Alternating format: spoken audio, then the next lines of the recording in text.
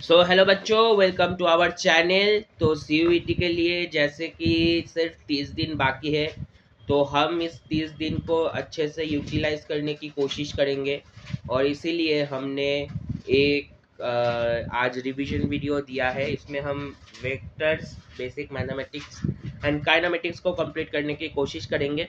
हालांकि ये बहुत ही बेसिक चैप्टर्स है, लेकिन ये आपके फिजिक्स के लिए एक नीड की तरह काम करेगा। अगर आप लोगों को इसके सारे फॉर्मूलेज या फिर कॉन्सेप्ट्स नहीं आते तो आप आगे की फिजिक्स में हाथ भी नहीं लगा सकते। तो चलिए शुरू करते हैं बेसिक मैथमेटिक्स। बेसिक्स तो हमें सबको पता ही है क्योंकि हम बचपन से मैथमेटिक्स पढ़ते हुए आ रहे हैं। तो आज हम शुरू करते हैं और पहला टॉपिक है quadratic equations. Okay, quadratic equations में हम यहाँ पे क्या है, क्वाड्रेटिक इक्वेशन एक का जो जनरल इक्वेशन का देखने मतलब जनरल इक्वेशन जैसा दिखता है वो है ऐसा a x square plus b x plus c के तरीके से। और यहाँ पे एक कंडीशंस आप लोगों को याद रखना होगा, ये कभी भी जीरो नहीं हो सकता। अगर ये जीरो हो गया तो एक्स स्क्वायर वाला टर्म ही नहीं रहेगा।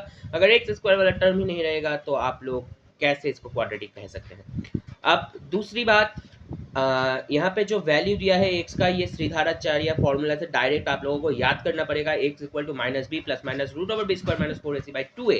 लेकिन अगर आप लोगों को जानना है कि ये कैसे आता है तो इसका भी प्रमाण मैं अभी यहाँ पे करता हूँ। आप लोग जरा ध्यान से देखिएगा। A x square plus b x plus c, ये टर्म है। इधर से आप लोग ए को कॉमन ले लीजिए। कॉमन लेंगे तो भीतर में क्या रहेगा, x square plus b by a x plus c by a. अब ये रह गया। अब आपको इसको बनाना है एक होल स्क्वायर। अब इसको होल स्क्वायर बनाने के लिए यहाँ पे एक्स स्क्वायर तो है ही, प्लस 2x आएगा। अब 2 को अगर आप लोगों को मतलब 2 को अगर आप लोगों को मतलब इस यहाँ पे देखिए, यहाँ पे 2 तो नहीं है तो आपको 2 को हटाना पड़ेगा और b बाई ए को लाना पड़ेगा। तो क्या करेंगे, b बाई 2a से इसको गुना कर देंगे और उसके बाद क्या आएगा, इसका ही होल स्क्वायर आ जाएगा। उसका होल स्क्वायर क्या होगा, b बाई 2a का होल स्क्वायर। अब जो ये b बाई 2a का होल स्क्वायर वाला टर्म है, ये इस इक्वेशन में कहीं पर भी नहीं था, तो आपको उसको भी क्या करना पड़ेगा, आपको उसको भी माइनस करना पड़ेगा। माइनस कर दीजिए बी स्क्वायर बाई 2a को, और क्या था, प्लस सी बाई ए। तो ये रह गया। अब क्या है, अब जो ये अंदर वाला टर्म है ये हो गया एक होल स्क्वायर। ये कैसा होल स्क्वायर बना, x plus b by 2a का होल स्क्वायर। और यहाँ पे एक है, एक ए है बाहर, और इधर पे बच गया minus b square by 2a plus c by a. अब आप जब इस ए को इधर पे लेके आएंगे और इसको जीरो के बराबर करिएगा तो ये तो कभी जीरो होगा नहीं। मतलब ये अगर मतलब x plus b by 2a का होल स्क्वायर मैं कर ही देता हूँ, लेकिन कहाँ करें, ऊपर करते हैं, ठीक है। ये इक्वेशन को हम लोग ऊपर लिख लेते हैं, उसके बाद करते हैं। A x plus b by 2a का whole square minus b by 2a का whole square plus c by a. तो हो गया ये। अब ये जीरो के बराबर है, ये पूरा जीरो के बराबर है। ए इधर आया, x plus b by 2a का होल स्क्वायर, और ये वाले को इससे गुना कर दीजिएगा। तो ये जब उधर जाएगा ये कैसा बनेगा, ये बनेगा, ये माइनस वाला टर्म तो प्लस हो जाएगा। प्लस होकर क्या होगा, बी स्क्वायर बाई 2a, और ये प्लस वाला माइनस और सी। अब इसको अगर हम एलसीएम करेंगे तो 2a इधर आ जाएगा और ऊपर हो जाएगा बी स्क्वायर माइनस सी, और इधर एक और a है। तो अब क्या करना है, एक इस a को उधर भेज दीजिएगा तो ये a स्क्वायर हो जाएगा और ये कट जाएगा और ये बच जाएगा आखिरी टर्म। और इसको अगर हम रूट से हटाएंगे तो ये इधर रूट आ जाएगा और क्या हो जाएगा, प्लस माइनस, ठीक है। ये 4 है, ये 4 है, ये 4 आएगा क्योंकि इधर स्क्वायर है। तो ये बाहर वाला, ये तो बाहर आ जाएगा 2a के टर्म में, और ये भी उधर जाएगा तो माइनस बी बाई 2a हो जाएगा। तो आप लोगों को पता चल गया कि श्रीधारा फॉर्मूला कैसे आया है। ये थोड़ा लंबा था इसलिए मैंने दिखा दिया। इसके बाद से हम कोई फॉर्मूले को वैसे डिराइव नहीं करेंगे अगर दरकार नहीं आया, ठीक है। ये बहुत लोगों को उत्साहित होता है तो मैंने बता दिया। अब sum of roots minus b by a होता है, sum of roots minus b by a होता है। हमने जो प्रूव किया ना वहाँ पे जो x का वैल्यू आया था, x को x1 मान लीजिए जो नेगेटिव रूट के साथ आएगा, और x2 को पॉजिटिव के साथ मान लीजिए, और दोनों को ऐड कर दीजिए तो माइनस बी बाई ए आ जाएगा, और दोनों को गुना कर दीजिए तो सी बाई ए आ जाएगा। ये बहुत ही आसान था। अब बायनोमियल थ्योरम के दो बहुत ही जाने माने expression, 1 plus x to the power n, ये ऐसा लिखा जाता है। इसको ना ऐसे नहीं लिखते, इसको लिखते हैं n c r first term to the power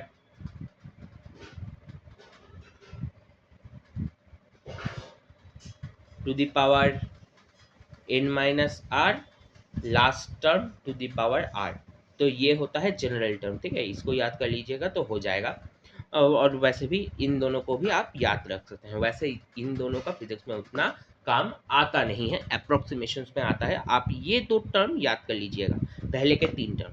अब लॉगरिथम के फॉर्मूले में आ जाते हैं। लॉग एम में इसको हम लॉग एम प्लस एन लिख सकते हैं, log m to the power n, n को आगे ला सकते हैं, एन लॉग एम। लॉग 2 का वैल्यू होता है 0.3010। ये आप लोगों को याद रखना पड़ेगा, और अगर याद नहीं रखेंगे तो सीयूईटी में क्वेश्चन नहीं होंगे तो आप लोगों को मार्क्स नहीं आएगा। Log m by m, log m minus n, ये तो बहुत ही आसान फॉर्मूला है। लॉग ई एम, लॉग ई एम ये एक इंटरेस्टिंग टॉपिक है। लॉग ई एम को जब भी आप किसी अच्छे किताबों में देखेंगे इसको एल एन एम से लिखते हैं। L N M and log M, इन दोनों में एक डिफरेंस है। एल एन एम का मतलब उसका जो बेस है वो ई है, और लॉग एम का मतलब उसका बेस 10 है। और अगर आपको लॉग एल एन को लॉग के टर्म में लेके जाना है तो हमेशा लॉग को 2.303 से गुना कर दीजिए। ये बहुत ही आसान सा एक मतलब ट्रिक है, ट्रिक तो नहीं मतलब याद ही रखना पड़ेगा। चलिए, दूसरे लॉग 3 का वैल्यू 0.471 होता है, ठीक है। अब चलिए आते हैं कॉम्पोनेंटो डिविडेंडो। ये तो बचपन से आप लोगों ने किया हो, 7-8 में इसके बहुत सारे एप्लीकेशन आते हैं। तो P by b equal to P by q equal to, अगर A बाई बी हुआ तो उसको P plus q by P minus q equal to A plus b by A minus b, ऐसे आप लिख सकते हैं, ठीक है। मतलब इधर जो आप एक साइड लेफ्ट हैंड में जो ऑपरेशन करेंगे राइट हैंड में भी वो ऑपरेशन करना पड़ेगा, और ऐसा ही है। अब एरिथमेटिक प्रोग्रेशन ए प्लस डी, ए प्लस 2d, ए प्लस 3d, मतलब d का ही कॉमन डिफरेंस रहेगा। इसका जो समेशन होता है वो होता है n by two, 2a plus n minus 1 into D. ये आप लोगों को याद रखना ज़रूरी है। पहले n नेचुरल टर्म्स का जो समेशन होता है वो होता है n into n plus 1 by two. पहले n स्क्वायर नंबर्स का जो टर्म होता है वो होता है n into n plus 1 into 2n plus 1 by 6। और जियोमेट्रिक प्रोग्रेशन, अब आते हैं जियोमेट्रिक प्रोग्रेशन। इधर पे कॉमन डिफरेंस की जगह आता है कॉमन रेशियो। कॉमन रेशियो आता है second term by first term, ठीक है, ऐसा आता है कॉमन रेशियो, और इसको आर की नज़र से देखा जाता है। अब sum of n terms S n a 1 minus r by n by 1 minus r, ठीक है। ये एक अच्छा फॉर्मूला है, और इसको आप ना ऐसे भी कर सकते हो, a r n minus 1 by r minus 1, ठीक है, ऐसे भी आप कर सकते हो। Summation of infinity terms physics में बहुत ही काम आता है, और इसका वैल्यू हमेशा याद रखना, a by 1 minus r first term by 1 minus common ratio, ठीक है। अब ट्रिग्नोमेट्री उतना हम नहीं करेंगे, क्योंकि ट्रिग्नोमेट्री आप लोगों ने बचपन से क्लास 9-10 में बहुत क्लियर कर लिया होगा। इधर पे कुछ वैसा नहीं है, ये तो तीनों हम लोगों को पता ही होता है। ये क्या है, साइन ए प्लस बी का फॉर्मूला भी आता है, टेन ए प्लस बी का फॉर्मूला भी आता है, साइन 2a का फॉर्मूला आप लोगों को याद रखना पड़ेगा, 2 साइन ए कॉस ए, ऐसा कुछ आता है, कॉस 2a का कॉस स्क्वायर ए माइनस साइन स्क्वायर ए। और अगर कॉस स्क्वायर को आप लोगों को फिर से साइन स्क्वायर में करना होगा तो 1 माइनस 2 साइन स्क्वायर ए आ जाएगा, और अगर साइन स्क्वायर का कॉस स्क्वायर में करना होगा तो 2 कॉस स्क्वायर ए माइनस हो जाएगा। तो ये सब तो है। अब tan का तो बहुत ही आसान फॉर्मूला है, 2 tan a by 1 minus tan square a. अब यहाँ पे ये सब कॉम्प्लीमेंट्री एंगल्स के सब फॉर्मूले दिए हुए हैं, आप लोग देख लीजिएगा। इसका स्क्रीनशॉट लेके आप लोग एक बार देख के थोड़ा प्रैक्टिस कर लीजिएगा, या वो बहुत आसान टॉपिक है, ओके।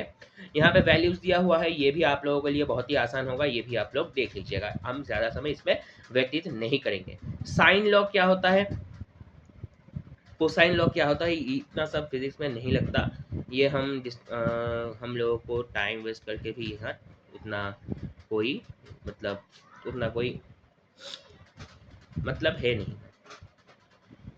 हाँ, फॉर स्मॉल थीटा ये अप्रोक्सीमेशन में बहुत काम आता है। साइन थीटा को अप्रोक्सीमेटली आप लोगों को थीटा लिख सकते हैं, कॉस थीटा को अप्रोक्सीमेटली 1 लिख सकते हैं, टैन थीटा को आप लोग theta sine theta and tan theta tan theta को आप लोग थीटा और साइन थीटा को आप लोग टैन थीटा लिख सकते हैं अगर एंगल बहुत ही छोटा होगा, ठीक है। अब डिफरेंशिएशंस के बहुत ही बेसिक सारे फॉर्मूले, y equal to x n ये हो जाता है n x n minus one, y equal to sine x का डिफरेंशिएशन हो जाता है cos x, y e to the power alpha x plus beta का हो जाता है e alpha x plus beta, और अल्फा एक्स प्लस बीटा का जो डिफरेंशिएशन है वो alpha e to the power alpha x. तो देखिए यहाँ पे सबसे जो मतलब इम्पॉर्टेंट है वो है कॉम्पोजिट कोई फंक्शन का अगर आप लोगों को डिफरेंशिएशन करना पड़ेगा तो ये चेन रूल की तरह होता है। चेन कैसा, एक के बाद एक, एक के बाद एक, एक के बाद एक, एक के बाद एक होता जाता है ना चेन्स में, वैसा ही कुछ यहाँ पे है। अगर जो अंदर वाला है पहले उसका करिएगा आप लोग डिफरेंशिएशन, उसके बाद पहले जो बाहर है उसका डिफरेंशिएशन करिएगा, जो अंदर वाला फंक्शन है उसके रिस्पेक्ट में, उसके बाद वो जो फंक्शन है उसके रिस्पेक्ट में। देखिए ये एक चेन क्रिएट कर रहा है, ये चेन समझे। मतलब मैं एक दे रहा हूँ D D x of T F G x. तो इसका आप लोग कैसे करेंगे ये कमेंट में बताइएगा। चेन क्रिएट करना पड़ेगा, आप लोगों को चेन क्रिएट करना पड़ेगा, ठीक है। तो मैं बता रहा हूँ, पहले इसका डिफरेंशिएशन किसके रिस्पेक्ट में करेंगे, F G x respect of F G x. अब इसका डिफरेंशिएशन करना पड़ेगा D F G x D G x, और आखिरी में डी जी एक्स का एक्स का ठीक है। तो ऐसा ही है, ये एक इम्पॉर्टेंट था, ये हमेशा काम में आता है। अब इसका ही उल्टा u बाई वी, ये भी काम में आता है, ये एक बड़ा फॉर्मूला है, ये आप लोगों को याद करना पड़ेगा, याद कर लीजिएगा। पहले जिसका जो नीचे रहता है उसका स्क्वायर होता है, और जिसका स्क्वायर नीचे होता है वो डिफरेंशिएशन बाद में होता है, ठीक है। ऐसे याद कर सकते हैं आप लोग, ठीक है। चलिए, इंटीग्रेशंस के सब ये नॉर्मल फॉर्मूले से ये आप लोग याद कर लीजिएगा। और इंटीग्रेशन में हमेशा याद रखिएगा जो भी इंटीग्रेशंस के फॉर्मूले x के लिए वैलिड है वो सारे ए एक्स प्लस बी मीन्स कोई भी 1 डिग्री पॉलिनोमियल के लिए भी वैलिड, ठीक है। अब आ जाते हैं मैक्सिमम मिनिमम वाले कॉन्सेप्ट पे। फॉर मैक्सिमम वैल्यू, अगर कोई भी फंक्शन देके आप लोगों को मैक्सिमम वैल्यू पूछा तो dy बाई डी एक्स को 0 करिएगा, उसके बाद उसका डबल डिफरेंशिएशन अगर नेगेटिव आए तो वो मैक्सिमम हो जाएगा, और dy बाई डी एक्स 0 करिएगा और उसके बाद अगर डबल डिफरेंशिएशन पॉजिटिव आए तो वो मिनिमम वैल्यू हो जाता है।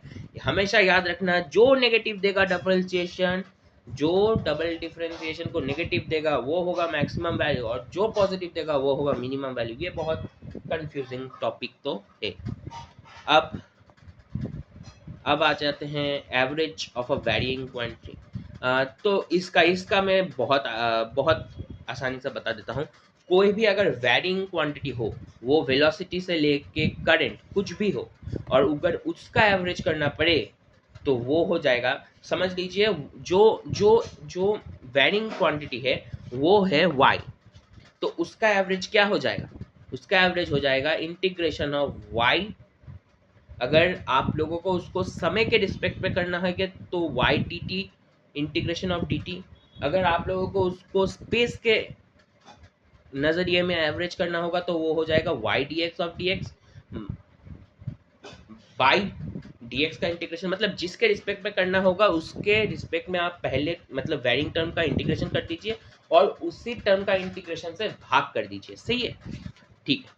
अब formula for determination of area, areas जो है वो उनके फॉर्मूले, एरिया ऑफ स्क्वायर साइड का square, area of rectangle length into breadth, area of triangle half into base into height, ठीक है। एरिया ऑफ ट्रैपॉइड, ये भी आप लोग मतलब ट्रेपिजियम का जो एरिया होता है वो होता है half into distance between parallel side, parallel trapezium का, तो हाफ बिटवीन ये वाला distance into sum of parallel side, इसका और इसका समेशन, ठीक है।